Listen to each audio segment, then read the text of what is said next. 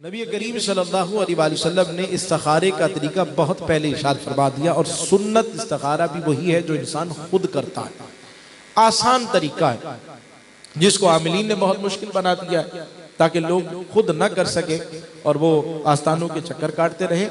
अब जी आपने जो इस्तिखारा करना है उसमें रात को गुस्ल करना ज़रूरी होता है, वाइट कपड़े पहनने हैं और दाएं तरफ आपका रुख होना चाहिए, दायां हाथ सर के नीचे रखना है, इतनी दफ़ा ये सूरत पढ़नी है, इतनी दफ़ा ये सूरत पढ़नी है, ये वजीफ़ा इतनी तस्बीहां पढ़नी है। उसके बाद आपने किसी से कलाम नहीं करना, कमरे के अंदर कोई टेलीविज़न इस तरह की चीज़ें ना हो, मुअत्तर होना चाहिए, खुशबू लगानी चाहिए, हो सके तो यूँ कर दें, ये कर दें, वो कर दें। वो इंसान इतना परेशान हो जाता है और वो ये सोचता है कि यार इस्तिखारा तो मैं कर ही नहीं सकता, इतनी सारी पाबंदियाँ हैं।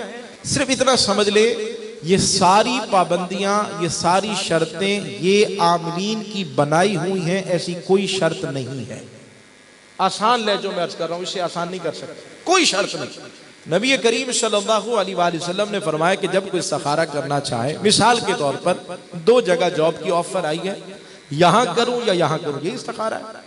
आसान तरीका यह है कि 2 रकात नफिल पढ़ें इस्तिखारे की नियत से। उसके बाद इस्तिखारे की जो दुआ है वो हदीस मुबारका में मौजूद है, वो दुआ पढ़ लें। अल्लाहुम्मा इन्नी अस्तखीरुका बिइल्मिका वअस्तक़दिरुका बिक़ुदरतिका वअसअलुका मिन फ़ज़लिकल अज़ीम। ये पूरी दुआ है, 2 लाइनों की, 3 लाइनों की। आसान इस्तिखारा, और हमने उसे इतना मुश्किल बना दिया, इतना मुश्किल बना दिया इस्तिखारे को कि कोई बंदा नहीं कर सकता। नबी करीम सल्लल्लाहु अलैहि वसल्लम ने अपनी पूरी उम्मत को इजाजत दी है, इसके लिए किसी से इजाजत की भी जरूरत नहीं है, पूरी उम्मत को इजाजत, तरीका भी हुजूर ने इरशाद फरमा दिया। इससे आसान क्या हो सकता है? बहुत से और मामलात भी हैं इस्तिखारे के हवाले से। इस्तिखारे का मतलब है खैर तलब कर। हाँ, अब बहुत से लोग डरते हैं कि यार ये चीजें हम नहीं कर सकते। ज़ाहिर सी बात, इसके लिए नमाजी होना जरूरी है। अब इंसान गुनाहों में गिरा हुआ है हर लम्हे, लेकिन वो भी इस्तिखारा कर सकता है। लेकिन बाद औक़ात जहन में इतने मामलात होते हैं, वो समझता मैं नहीं कर सकता, तो इसके लिए आप किसी भी आलिम बाअमल से या कोई सही मानों में आमिल है जो शरीयत को भी जानता है, तरीक़त को भी जानता है, आप उससे करा लें। पीर साहब हैं, शेख हैं, करा सकते हैं। इस्तिखारा करना खुद चाहिए, सुन्नत यह है कि खुद इस्तिखारा किया जाए, लेकिन आप किसी से भी करा सकते हैं।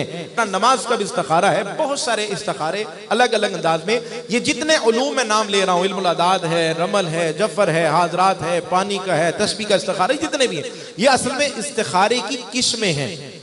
ये खुद इस्तिखारा नहीं होता, ये किस्में हैं। हाँ, किसी के पास इल्मुल अदाद है, वो इल्मुल अदाद जानता है, माहिर है इस बात का, ये भी बुजुर्गों ने लिखा। कोई रमल जानता है, ये हज़रत दानियाल अलैहिस्सलाम का इल्म है। इसी तरीके से कोई जफर, रमल जफर बहुत कम लोग जानते हैं, कोई जानता है। अगर वो भी आपको उसके पास आप इस नियत से गए हैं कि वो जो भी मामला पूछते हैं वो आपकी रहनुमाई कर दे, अगर वो कर देता है तो फिर उस पर अल्लाह का। अच्छा, एक जुमला जो अहम है इस्तिखारे के हवाले से, आमिलीन के फैसले को कभी भी खुदा का फैसला नहीं समझना चाहिए। मैंने क्या कहा? आमिलीन के फैसले को कभी भी, सारे बोले ये जुमला मुझे आपको याद कराना है, आमिलीन के फैसले को कभी भी खुदा का फैसला, भाई फलां ने ऐसे कह दिया ऐसा ही होगा, नहीं। वो सिर्फ अपने महदूद इल्म के मुताबिक, ये जितने भी उलूम है ज़न्नी हैं, क्या है, कतई नहीं है। इसने कह दिया जी आप क्या ये जो मामला है बस इस दिन आपका एक्सीडेंट हो जाएगा तो हम लेके बैठ जाए, हो जाएगा। भाई वो कौन होता है? मेरा रब बड़ा करीम है, अल्लाह से रुजू करें, कोई मसला नहीं। लेकिन आमिल की बात को लेके जिस तरह हम जाते हैं आज, वो जिस तरह से कह देते हैं, हम उसको बस ऐसे बांध लेते हैं कि बस उसने जो कह दिया, अगर 20,000 रुपए जुमेरात तक जमा ना कराए तुम्हारा बच्चा मर जाएगा, तो हमने समझ लिया शायद जिंदगी और मौत आमिल के हाथ में है। अगर वो इतना ही पावरफुल होता तो वो दुकानें खोल के खुद ना बैठा होता, वो कहीं और बैठा होता।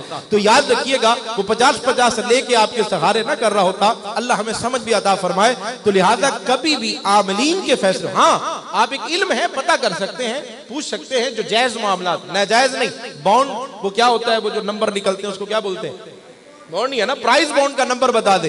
अब मुझे समझ नहीं आती, सवाल करने वाले भी मुझे हैरत है भाई, अगर उसे, वो जो बैठा हुआ है, अगर उसे प्राइस बॉन्ड के नंबर पता होते तो ये यहां बैठा होता, ये खोखा बना के बैठा होता।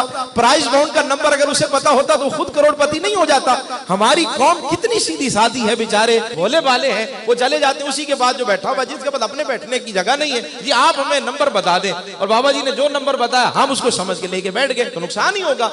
आप उससे तो देखें कि अब खुद उसकी क्या हैसियत है। अल्लाह हमें समझ अता फरमाए।